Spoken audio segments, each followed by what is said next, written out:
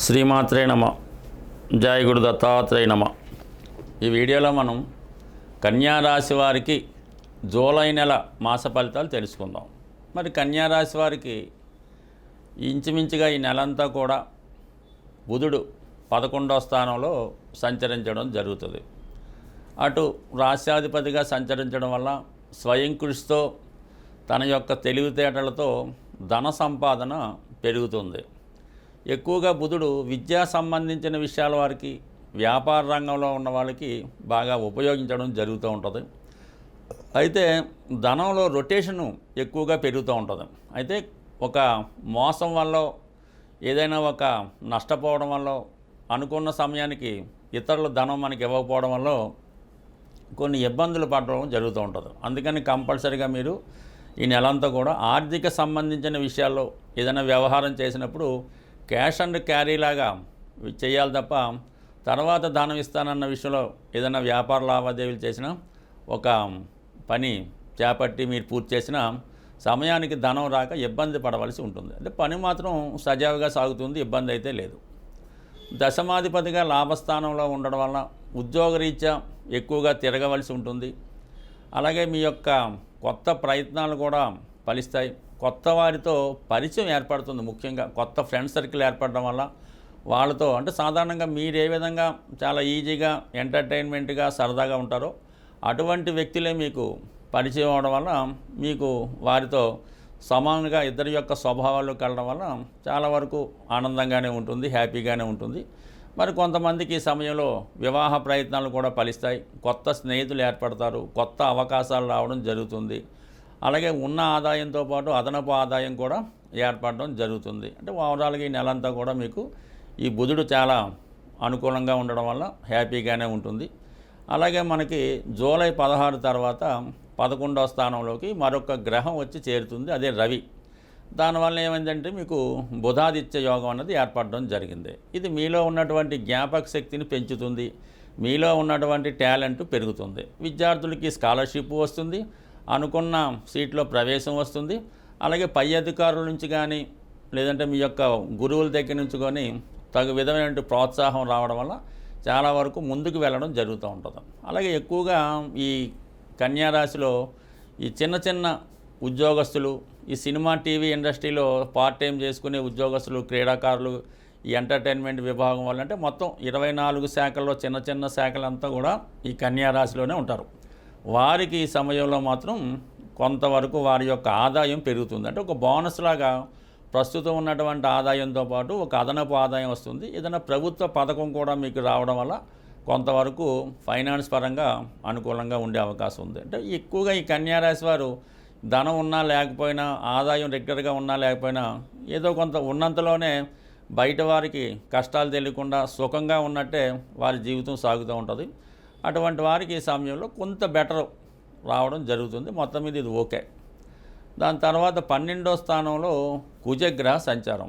ఇది చాలా వరకు తృతీయాధిపతిగా వ్యయ స్థానంలో ఉండడం వల్ల సెల్ఫ్ మిస్టేక్స్ వల్ల అయితేనే, స్నేహితుల వల్ల అయితేనే, బంధువుల వల్ల అయితేనే నష్టపోయే అవకాశం ఉన్నది. ఈ విషయంలో చాలా జాగ్రత్త వహించవలసి ఉంటుంది.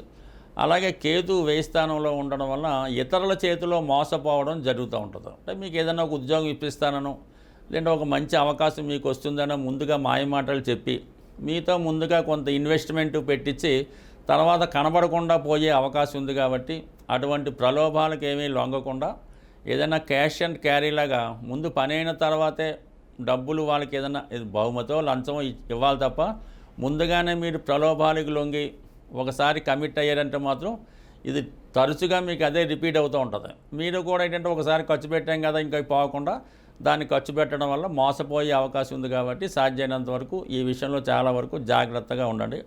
అలాగే కొంతమంది విషయంలో ఏదైనా పూజల పేరుతోనో, ఈ ఉంగరాలోనో, రత్నాలనో ఆ పేరుతో కూడా కొంతవరకు మోసపోయే అవకాశం ఉంటుంది. కాబట్టి ఈ విషయంలో కూడా మీరు చాలా జాగ్రత్త వహించవలసి ఉంటుంది.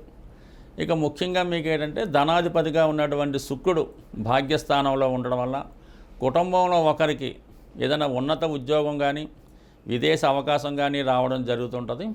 కుటుంబ ఆదాయం పెరగడం వల్ల వ్యక్తిగతంగా మీకు కూడా కొంతవరకు ఫైనాన్స్ బర్డెన్ తగ్గడం వల్ల చాలా వరకు మీరు కూడా ఆర్థిక పరంగా పుంజుకునే అవకాశం ఉంది. అలాగే ఏదన్నా పుణ్యక్షేత్రాలు దర్శించామని మీ ఆలోచన కానీ, దూర ప్రాంతంలో ఉన్నటువంటి మీ బంధువుల్ని కలుసుకోవాలని మీ కోరిక కానీ తప్పకుండా నెరవేరే అవకాశం ఉంది. అంటే మొత్తం మీద ఈ రాశి వారికి అటు ధనాధిపతి భాగ్యస్థానంలో ఉండడం వల్ల సమయానికి అదృష్టం కలిసి వస్తుంది. రాష్ట్రాధిపతి దశమాధిపతి లాభస్థానంలో ఉండడం వృత్తిపరంగాను వ్యక్తిగత సామర్థ్యం కూడా పెరుగుతుంది. ఏదైనా శుభగ్రహాలు మనకు అనుకూలంగా ఉన్నప్పుడు మనం చేసే ప్రయత్నాలు చాలా అనుకూలంగా ఉంటాయి. అయితే సప్తమ స్థానంలో ఉన్నటువంటి శని భగవానుడు రాశిని వీక్షించడం వల్ల ప్రతి ప్రయత్నం కూడా చివరి నిమిషం దాకా చాలా టెన్షన్ పెడుతూ ఆలస్యం అవడం జరుగుతుంటుంది. కాబట్టి చాలా ఓర్పుగా సహనంగా వెయిట్ చేయవలసి ఉంటుంది. చిన్న చిన్న ఫెయిల్యూర్స్ వచ్చినా కూడా దాన్ని అధిగమిస్తూ ఓర్పుతో ముందుకెళ్తే అనుకున్న ప్రయత్నం తప్పకుండా నెరవేరే అవకాశం ఉంది. అయితే మీరు మీ పనులు పూర్తిగా అవ్వాలంటే ఈ నెలలో మీరు 11వ స్థానంలో ఉన్నటువంటి బుధుని యొక్క అనుగ్రహం కొరకు విష్ణు సహస్రనామ పారాయణ కానీ, బుధవారం రోజు వెంకటేశ్వర స్వామి ఆలయం దర్శించడం కానీ, విఘ్నేశ్వరుని కానీ దర్శించి విధి విధానంగా గరికతో కానీ తులసి దళాలతో కానీ స్వామిని అర్పించి నిరంతరం ఈ గోవిందనామ స్మరణ చేయడం వల్ల కూడా ఈ కన్యారాశి వారికి అనుకున్న ఫలితాలు తొందరగా జరిగే అవకాశం ఉంటుంది. స్వస్తి.